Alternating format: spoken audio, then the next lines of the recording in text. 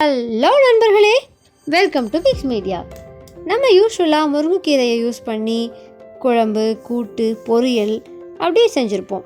நம்ம இன்றைக்கி கொஞ்சம் வித்தியாசமாக அரைச்சி விட்டு குழம்பு செய்ய போகிறோம். முருங்கைக்கீரைனாலே குழந்தைங்க சாப்பிட கஷ்டப்படுவாங்க. ஆனால் இந்த மாதிரி நம்ம குழம்பு வச்சு கொடுத்தோம் அப்படின்னா ரொம்ப லைக் பண்ணி சாப்பிடுவாங்க. இந்த குழம்புல நமக்கு கொஞ்சம் கூட கசப்பே தெரியாது. ரொம்ப சிம்பிளாக ஈஸியாக செய்யக்கூடியது தாங்க. வாங்க வீடியோக்குள்ளே போகலாம். ஃபர்ஸ்ட் மிக்ஸி ஜாரில் அரை மூடி தேங்காய், 1 ஸ்பூன் புழுங்கலரிசி, 4-5 வரமிளகாய், 4-5 பல்லு பூண்டு, கூடவே நம்ம சின்ன வெங்காயம் ஒரு கைப்பிடி உரிச்சு வச்சுக்கோங்க. அதையும் இது கூட ஆட் பண்ணிக்கலாம்.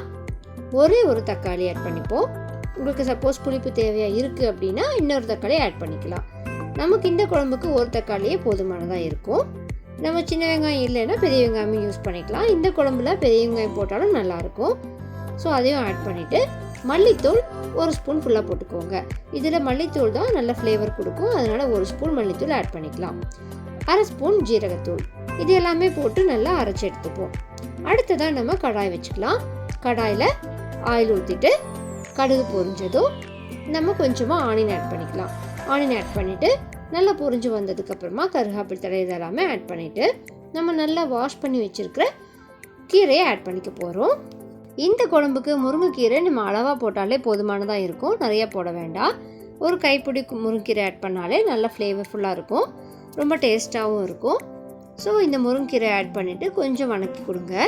ரொம்ப வணக்கணும்னு அவசியம் இல்லை. கொஞ்சம் வணக்கினீங்க அப்படின்னா அந்த ராஸ்மெல் மட்டும் போயிடும். இந்த முருங்கைக்கீரை யூஸ்வலாகவே ரொம்ப வணக்கிட்டோம்னா அதனுடைய வைட்டமின்ஸ் எல்லாமே அழிஞ்சிரும்னு சொல்லுவாங்க. அதனால் அளவாக வணக்கிக்கோங்க. அடுத்ததாக நம்ம அரைச்சி ரெடியாக வச்சுருக்கிற இந்த மசாலாவை ஆட் பண்ணிக்கலாம். இது கூட நம்ம எக்ஸ்ட்ராவாக வர மிளகாய் தூளோ இல்லை வேறு எந்த எக்ஸ்ட்ரா ஐட்டம்ஸும் ஆட் பண்ண போகிறதில்ல. ஸோ இந்த மசாலாவை அரைச்சி ஆட் பண்ணோம் அப்படின்னாலே அந்த எல்லா ஃப்ளேவருமே நமக்கு கிடச்சிடும். ஸோ ஊற்றிட்டு தேவையான அளவு வாட்டர் ஆட் பண்ணிவிட்டு பொறுமையாக கொதிக்க விடுங்க. தேவையான அளவு சால்ட் ஆட் பண்ணிக்கலாம். அப்புறம் கொஞ்சமாக பெருங்காயத்தூள் ஆட் பண்ணிக்கலாம். முருங்கைக்கீரைனாலே கண்டிப்பாக நம்ம பெருங்காயத்தூள் ஆட் பண்ணணும். ஸோ ஒரு பிஞ்ச் பெருங்காயத்தூள் ஆட் பண்ணிக்கோங்க. தேவையான அளவு தண்ணி விட்டுட்டு கொஞ்சம் நேரம் கொதிக்க விட்டோம்னாலே நம்மளுடைய குழம்பு சூப்பராக ரெடி ஆகிடும். இந்த குழம்பு சாதம், இட்லி, தோசை எல்லாத்துக்குமே ரொம்ப சூப்பரான காம்பினேஷனாக இருக்கும். ட்ரை பண்ணி பாருங்கள். இதே மாதிரி நம்ம முருங்கைக்கீரை யூஸ் பண்ணி நிறைய ஹெல்த்தியான ரெசிபிஸ் செய்யலாம். கூடிய சீக்கிரத்தில் எல்லா ரெசிபிஸையும் உங்கள் கூட 1 by 1 ஷேர் பண்ணுறேன். முருங்கைக்கீரையில் நிறைய விட்டமின்ஸ் இருக்குது. எல்லா கீரையுடைய ராஜா முருங்கைக்கீரை தாங்க. ஸோ முருங்கைக்கீரை ஏதோ ஒரு விதத்தில் கம்பல்சரி வீக்லி ஒன்ஸ் ஆகுது கண்டிப்பாக யூஸ் பண்ணணும்.